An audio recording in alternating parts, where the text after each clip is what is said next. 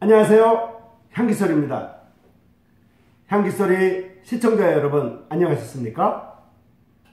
이 시간에는 서로서로 세움 시리즈 두 번째 시간으로 제목은 서로서로 헌신하라 라는 제목으로 말씀을 드리겠습니다.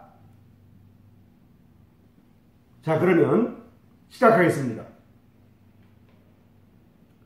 형제를 사랑하여 서로 우애하고, 로마서 12장 10절에 나와 있는 하나님의 말씀입니다. 하나님의 가족이라는 것에 대해서 우리가 살피겠습니다. 가족의 이론이 된다는 것은 곧 대부분 사람들이 일체감을 가진다는 것입니다. 이것이 사도 바울이 로마서 12장 10절을 쓴 이유입니다. 바울은 형제를 사랑하여 서로 우애하라는 권면과 더불어 로마의 그리스도인들, 그리고 우리들에게 또 하나의 가족 단위를 언급하고 있는 것입니다. 지난 시간에 우리가 배운 몸이라고 하는 개념은 그리스도인들이 서로 지체가 된 사실을 여실히 묘사해 주었습니다. 한 사람 한 사람은 누구 하나 예외 없이, 그리고 삶의 지위에 관계없이 하나님의 질서 속에서 필요하고도 매우 존귀한, 매우 귀중한, 그리고 중요한 그러한 존재들입니다. 자, 이 시간에 우리가 배우게 될 가족이라고 하는 개념은 우리들로 하여금 움직이는 교회가 어떠해야 하는가를 올바르게 인식시켜 줍니다. 인간의 몸은 아름다운 묘사를 제공해 주기는 하지만 어떤 실제를 묘사해 주는 데에 그치고 맙니다. 오히려 교회가 어떻게 움직이는지를 설명해 줄 수 있다는 점이 더 중요한 공헌일 것입니다. 이제 가족의 개념은 곧 온화함, 부드러움, 관심, 그리고 정절이라는 인간의 감정과 혼신의 차원을 덧붙여줍니다. 몸을 사용함으로써 모든 지체가 교회에 참여해야 할 필요성을 강조하는 그러한 신체적인 측면을 그려냈던 것입니다. 근데 이 시간에 배우게 되는 가족을 사용했을 때에는 뗄래야 뗄 수 없는 기독교의 심리적인 측면을 설명한 것이었습니다.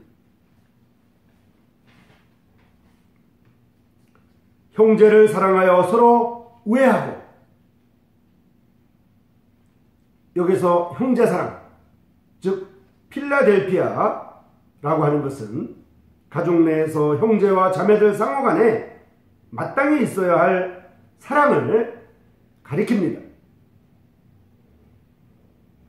이 단어가 움직이는 교회에 적용될 때에는 그리스도 안에서 형제와 자매된 사람들로서 서로에게 가져야 할 사랑을 가리키게 됩니다. 우리들도 한 가족, 곧 하나님의 가족이기 때문입니다. 형제들, 즉 아델포스라고 하는 말은 가족된 그리스도인을 지칭하는 그러한 단어로서 사도행전에서 시작하여 신약성경 전체에 걸쳐서 사용되고 있습니다. 형제들이란 말의 문자적인 의미는 동일한 모태로부터 라고 하는 뜻입니다. 이것은 분명히 가족에게만 사용되는 용어입니다. 이 단어가 그리스도인들을 지칭할 때에는 동료 믿는 자들, 하나님 가족의 일원들, 그리스도 안에서의 형제 자매들을 의미하게 됩니다. 이는 우리 모두가 하나님의 영원한 가족 안으로 거듭나서 들어갔다는 뜻입니다. 우리들은 공통된 기업을 통하여 생명으로 서로 연결된 사람들입니다. 그 기쁘신 뜻대로 우리를 예정하사 예수 그리스도로 말미암아 자기 아들들이 되게 하셨으니라고 에베소서 1장 5절에 나와 있습니다. 형제를 사랑하여 서로 우애하고, 이제 서로 우애하고에 대해서 살피겠습니다. 바울이 서로 우애하고라는 말을 사용하는 것은 교회 안에서의 형제 사랑과 가족적인 연관성을 더 한층 강조하기 위해서입니다. 우애하고 혹은 헌신하고라고 하는 말은 문자적으로는 부모와 자식, 그리고 남편과 아내, 상호 간의 사랑을 지칭하는 단어입니다. 이 말은 애정을 보여준다 라든가 혹은 부드럽게 사랑한다 라는 말로 번역될 수도 있습니다. 참으로 우리들은 피로 맺어진 형제들입니다. 왜냐하면 우리가 그리스도 안에서 그의 피로 말미암아 구속과 죄사함을 받았기 때문입니다. 에베소 1장 7절에 근거하고 있습니다. 그리스도인은 그리스도 안에서 어린아이로 시작해서 여러 단계를 거쳐서 성장합니다. 미성숙할 때에는 쉽사리 자기중심적인 행위 패턴에 젖어들고 맙니다. 그러나 성숙함에 따라서 삶 속에서 그리스도의 모습을 반영해야 합니다. 바울이 빌립보 가족에게 다음과 같이 권면한 이유가 바로 그것입니다. 아무 일이든지 다툼이나 허용으로 하지 말고 오직 겸손한 마음으로 각각 자기보다 남을 낮게 여기고 각각 자기 일을 돌아볼 뿐더러 또한 각각 다른 사람들의 일을 돌아보아 나의 기쁨을 충만케 하라 라고 빌립보서 2장 3절과 4절에 말씀하고 있습니다. 자, 그러면 교회에서 가족관계를 개발시키는 실제들에 대해서 살피겠습니다. 다른 그리스도인들에게 사랑을 보여주고 그리스도 안에서 형제와 자매로 대화하는 것은 결코 자동적으로 되어지는 것이 아닙니다. 형제를 사랑하여 서로 우애하라고 하는 그러한 권면과 더불어 동일한 문맥 속에서 즐거워하는 자들로 함께 즐거워하고 우는 자들로 함께 울라 라고 하는 권면을 로마서 12장 15절에서 하고 있음을 유의해서 볼 필요가 있습니다. 이것은 물론 감정, 곧 매우 슬픈 감정뿐 아니라 매우 기쁜 감정까지도 포함하고 있습니다. 어떤 사람들은 다른 사람들로 인해 깊이 마음의 상처를 입어서 자기 감정을 표현하는데 두려움을 가지고 있기도 합니다. 또다시 마음의 상처를 입을지도 모르는 위험을 무릅쓰고 싶지 않다는 것입니다. 그리스도인은 상처받을 수 있는 위치에 서 있어야만 합니다. 더군다나 우리가 접촉할 수 있는 대다수의 그리스도인들은 우리를 낙담하게 하지 않을 것입니다. 과거의 쓰라린 경험 때문에 하나님께서 주시고자 하는 가장 좋은 것을 놓치지 말아야 합니다.